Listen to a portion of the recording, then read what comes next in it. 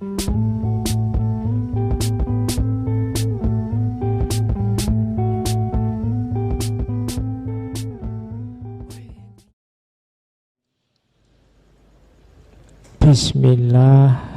mari kita lanjutkan ngaji kita.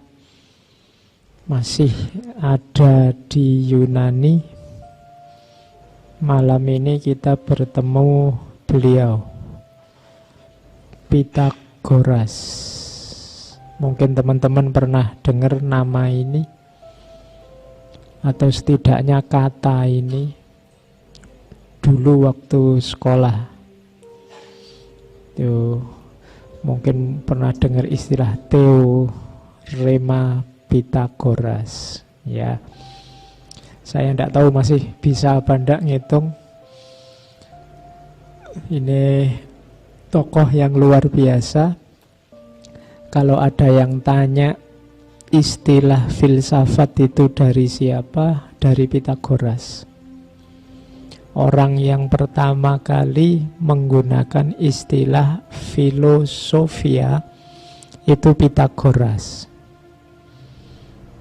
Sebelum Pythagoras, untuk menyebut orang-orang bijaksana, orang-orang pinter, alim ulama zaman itu, menyebutnya pakai istilah sophos. Sophos itu orang bijaksana. Cuma kemudian waktu Pythagoras ditanya, kamu itu sebenarnya siapa sih? Aku adalah pecinta kebijaksanaan. Rasakan bedanya kata-kata orang bijaksana dengan pecinta kebijaksanaan. Orang bijaksana, apalagi orang yang merasa dirinya bijaksana, itu orang yang sudah berhenti, sudah selesai. Tapi orang yang mengidentifikasi dirinya sebagai pecinta kebijaksanaan berarti orang yang selalu haus akan kebijaksanaan yang baru. Orang yang ingin selalu tambah kebijaksanaannya, karena kebijaksanaan adalah sesuatu yang dia cintai. Itu yang pertama. Yang kedua berarti orang ini hidupnya adalah untuk kebijaksanaan, karena kebijaksanaan ternyata adalah sesuatu yang dia cintai. Orang mencintai sesuatu itu kan mempersembahkan hidupnya untuk yang dia cintai. Beda dengan orang yang mengklaim dirinya bijaksana. Kalau orang yang mengklaim dirinya bijaksana, berarti kebijaksanaan itu dia kendarai untuk kepentingan hidupnya. Oke, ya itu nanti kamu pikir sendiri. Malam ini kita coba mengungkap beliau. Beliau ini apa ya? Kalau bahasa kita mungkin kita menyebutnya wali. Zaman itu tapi wali versi Yunani. Beliau punya torekot juga namanya ya Pythagorean. Jadi beliau punya aliran berpikir namanya Pythagoreanisme. Pythagoras ini anaknya orang kaya, anaknya pedagang permata. Jadi hidupnya terjamin sejak kecil. Cuma memang sebelum beliau dilahirkan, para pendeta di kuil Delphi saat itu sudah meramalkan. Jadi satu ketika ayahnya ini bisnismen, pedagang kemana-mana, satu ketika mampir di kuil Delphi. Kemudian dipanggil oleh salah seorang pendeta di sana, dibilangin bahwa engkau pulanglah, istrimu nanti akan melahirkan seorang anak yang luar biasa, yang akan jadi panutan di Yunani bahkan di dunia. Dan itu nanti lahirlah, dikasih nama Pythagoras. Pythagoras sejak kecil berguru kemana-mana. Hampir semua orang pinter di Yunani saat itu beliau datangi, termasuk muridnya Thales, Anaximander, yang dari Anaximander ini dia belajar matematika. Bahkan dari Thales langsung Pythagoras juga belajar. Pythagoras ini nanti dari Thales di privat sendiri,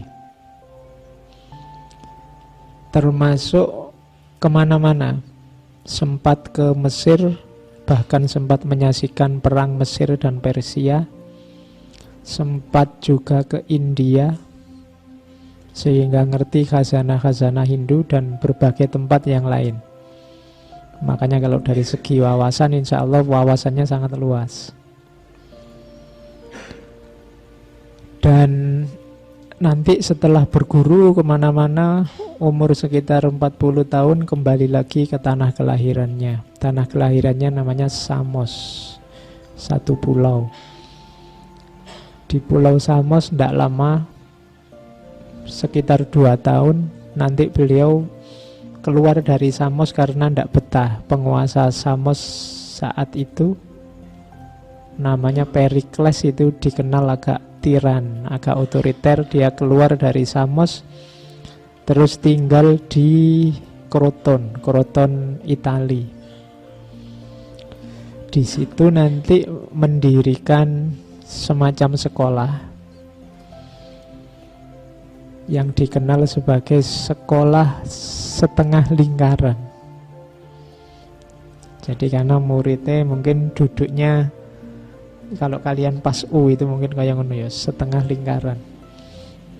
Dan ini sekolah ini terkenal sekali menyebarkan ajaran-ajarannya Pythagoras.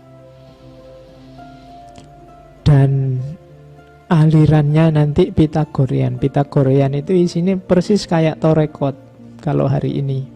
Ada ritual-ritualnya, ada baiatnya, ada pantangan-pantangannya. Tidak boleh ini, tidak boleh itu. Tidak boleh bercermin di belakang cahaya, tidak boleh makan ini, tidak boleh makan itu. Bahkan Pythagoras nanti dikenal sebagai penganjur vegetarian. Jadi dia tidak mau makan binatang yang punya nyawa. Kemudian dan seterusnya, itu ceritanya panjang, kalau mau silahkan dibaca riwayat hidupnya. Banyak yang sifatnya mitos-mitos, legenda-legenda. Ada yang bilang Pythagoras ini bisa punya banyak karomah.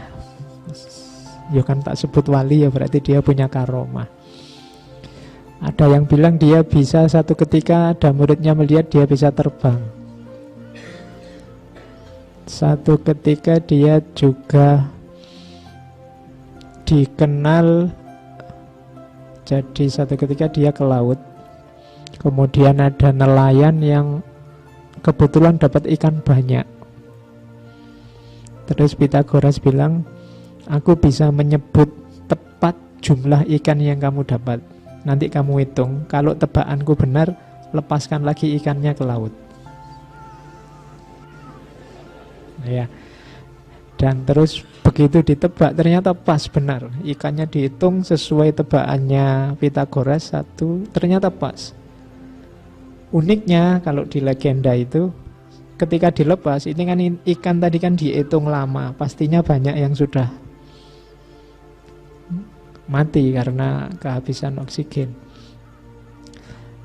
Tapi begitu dilepas ke laut, katanya itu semuanya terus hidup lagi. Jadi silahkan nanti ada beberapa referensi yang bercerita tentang kehidupannya Pythagoras dan mitos-mitos, legenda-legenda tentang beliau. Pythagoras ini menikah, tidak kayak Thales kemarin, cuma menikahnya umur 60. Iya. Ayo, tidak apa-apa lah. Jadi tenang aja kamu yang jomblo, ada Pythagoras sampai tua. Menikah umur 60, meninggalnya sekitar umur 80-an. Jadi menikmati hidup pernikahan hanya sekitar 20 tahun. Tapi beliau sempat punya anak 7. Ya. Ya, enggak apa-apa. Kalau laki-laki kan sampai mau meninggal juga masih bisa lah. Ya, karena kabarnya pasangannya itu ya santrinya sendiri masih sangat muda. Yalah, ada wali karomah ya santri, dia punya santri banyak perempuan. Kalau di beberapa gambar itu dia santrinya banyak yang perempuan. Oke, jadi itu kisah hidup seorang Pitagoras. Ada lukisan yang saya temukan tidak sengaja tentang di antara ritualnya kelompok yang namanya Pitagoreanisme. Jadi ini unik, Pitagoreanisme ini menggabungkan sains, matematika, dan mistik. Itu gabungan yang agak susah. Hari ini orang modern kan misah-misah. Sains itu yang pakai akal, rasio, empiris, sementara yang mistik ini pakai rasa, dimensi batin. Pitagoras bisa menggabungkan dua-duanya. Jadi karena memang dia seorang ahli filsafat. Ini kalau di Al-Farabi kayak orang menempuh jalan mistik tapi lewat jalur akal.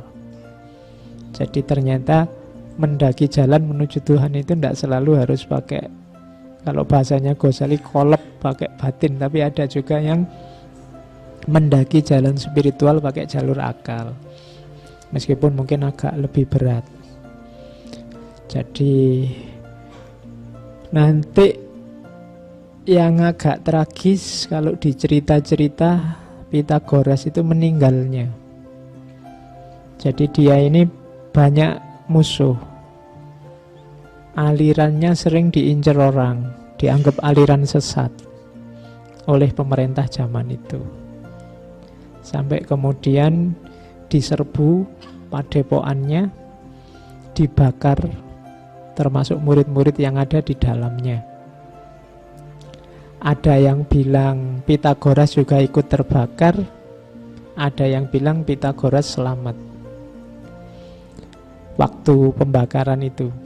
Tapi kemudian karena saking sedihnya melihat nasib murid-muridnya terus bunuh diri, ada yang bilang begitu. Tapi ada yang bilang enggak, Pitagoras ini lari. Cuma begitu dia lari, kok yon larinya ini dikejar-kejar pas kebun kacang. Nah, Pitagoras ini punya pantangan, dia tidak boleh dekat-dekat sama kacang. Kok yo lari neng kebun kacang, akhirnya dia tidak berani jalan terus. Akhirnya tertangkap dan dieksekusi di tempat. Ada cerita begitu, tapi ceritanya macam-macam. Yang jelas kalau pakai bahasa kita mungkin dia ini seorang martir yang meninggal memperjuangkan keyakinan kebenarannya. Oke. Jadi itu malam ini kita lihat gagasan-gagasan beliau, meskipun pasti tidak semua. Karena luas sekali. Dan di beberapa tempat agak rumit karena matematika. Itu yang saya tidak bisa menjelaskan langsung, karena daripada kalian tambah ngantuk nanti.